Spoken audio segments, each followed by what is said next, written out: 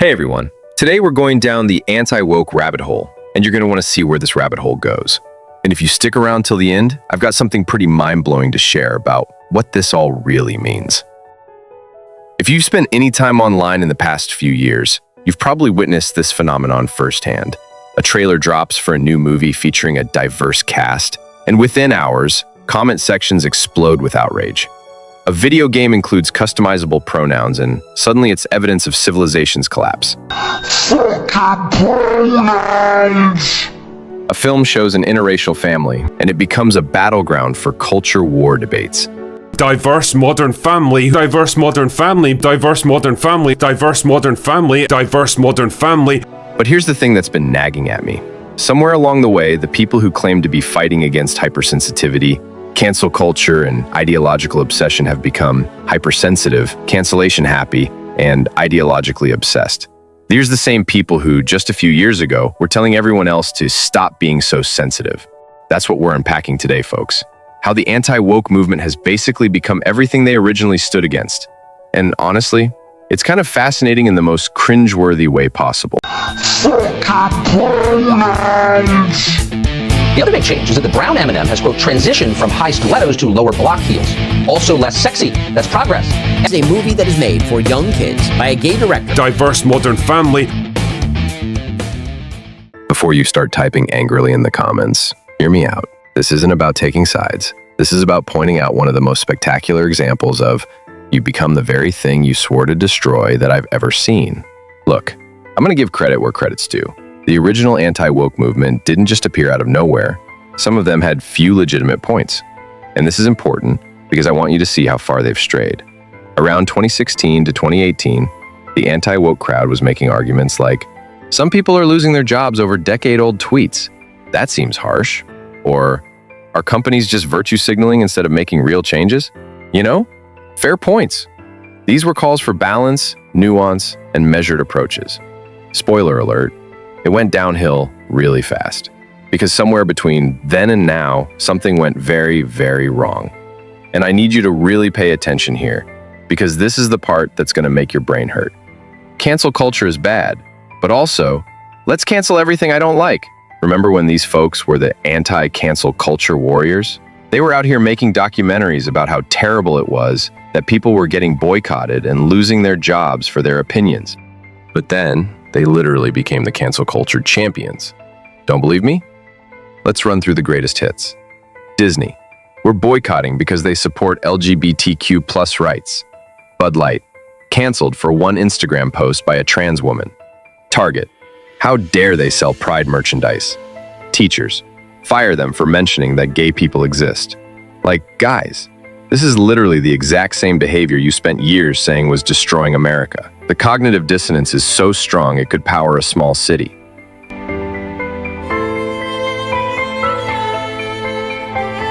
Okay, this next part is going to make your eyes roll so hard you'll see the back of your head.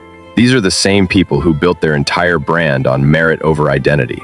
They said things like, I don't care what color you are, just be the best person for the job. Sounds reasonable, right? But now they're out here celebrating when a white actor gets cast in a role, assuming any successful person of color must have gotten there through diversity hires. And then the chief diversity officer decided they needed more representation, so they threw in a random black lady who has absolutely no reason to be there and contributes nothing to the story. Great work, guys. Be sure to give yourselves an extra large bonus this year. Stop it. Get some help. They've become so obsessed with the race and gender of every actor, writer, and director. An astonishing thing, right? I mean, this is a movie that is made for young kids by a gay director. They're doing the exact identity politics they claim to hate, just in reverse. The irony is bigger than Jordan and Gary's foreheads combined. But wait, there's more. Remember when they used to mock people for reading too much into movies and TV shows? It's just entertainment. Stop looking for hidden meanings. Well, they are now the most dedicated media analysts on planet Earth. Frame-by-frame trailer analysis looking for woke symbolism. Tracking how many non-white characters there are in any given media. 3-hour YouTube videos dissecting the politics of cartoon characters. There is a Pixar movie that was just released called Elio. It has been an absolute box office dud, like a complete gigantic failure. Disney is the same company that had top executives claiming that they were mainlining gay propaganda into children's programming. I mean, it's kind of an astonishing thing, right? I mean, this is a movie that is made for young kids by a gay director, and it was a queer-coded 11-year-old in the film. Why in the world would a parent take their kid to see that? Why? And Disney knew that was going to be a mistake, and so they changed it, but it was too late, because it turns out that the artistic efforts that went into making this a queer-coded film could not simply be removed without apparently affecting the final product in some way, shape, or form. But it demonstrates the lengths to which people in the entertainment industry will go to hijack the brains of your children, to screw with your children's values and morality. When you take your kid to a Pixar movie, you are not expecting that Pixar movie to be an ode to coming out of the closet for small children. That is not what you are expecting. And yet Pixar decided to hand this off to somebody who wanted to make it that thing.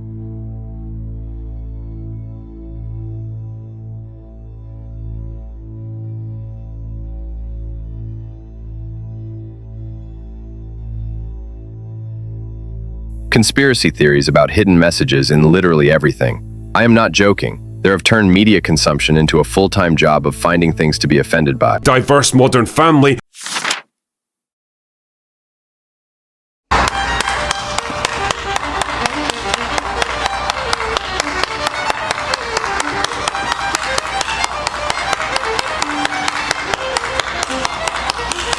Their sensitivity levels? Off the charts. A gay couple holding hands in the background of a scene? Unacceptable. A woman being competent at something? Attack on masculinity. A person of color existing in a fantasy world? Historically inaccurate. In a world with dragons, by the way.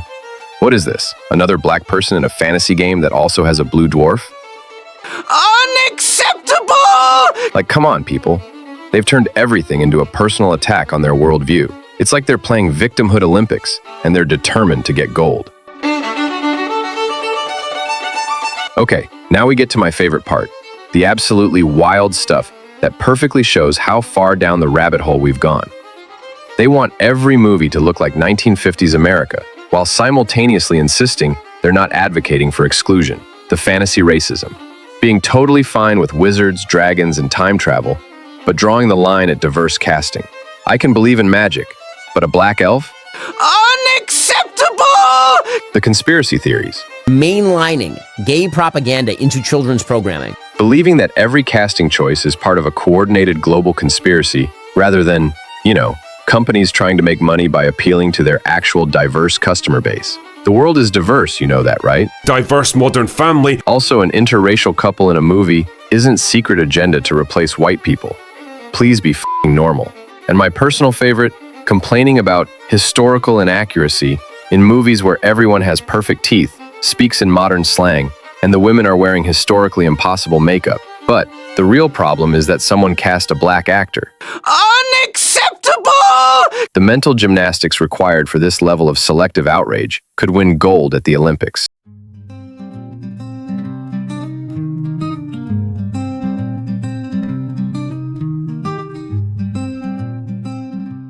Well, for one, money, because it became extremely profitable to own the wokies.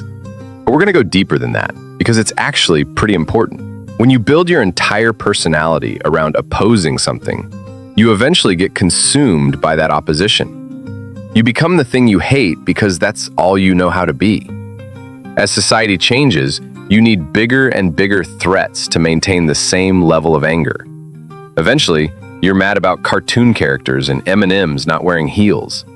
The green M&M, you will notice, is no longer wearing sexy boots. Now she's wearing sensible sneakers. Why the change? Well, according to M&M's, quote, we all win when we see more women in leading roles. Because leading women do not wear sexy boots. Leading women wear frumpy shoes. The frumpier, the better. That's the rule. The other big change is that the brown M&M has, quote, transitioned from high stilettos to lower block heels. Also less sexy. That's progress. M&M's will not be satisfied until every last cartoon character is deeply unappealing and totally androgynous. Until the moment you wouldn't want to have a drink with any one of them. That's the goal. When you're totally turned off, we've achieved equity. They've won. Stop it. Get some help. Confirmation bias on steroids. Once you start looking for evidence that everything is a conspiracy, you'll find it everywhere, even where it absolutely doesn't exist. Tribal thinking. When everything is us versus them, you can't admit when your own side is acting exactly like what you criticized. Look, this isn't just about movies and TV shows. Maybe you guys started with legitimate concerns, but then mission creep happened. You began opposing everything associated with your enemy, even when it made no sense. Diverse Modern Family. You became more extreme to stay relevant as the world changed around you. And eventually, you created the very problems you originally warned everyone about.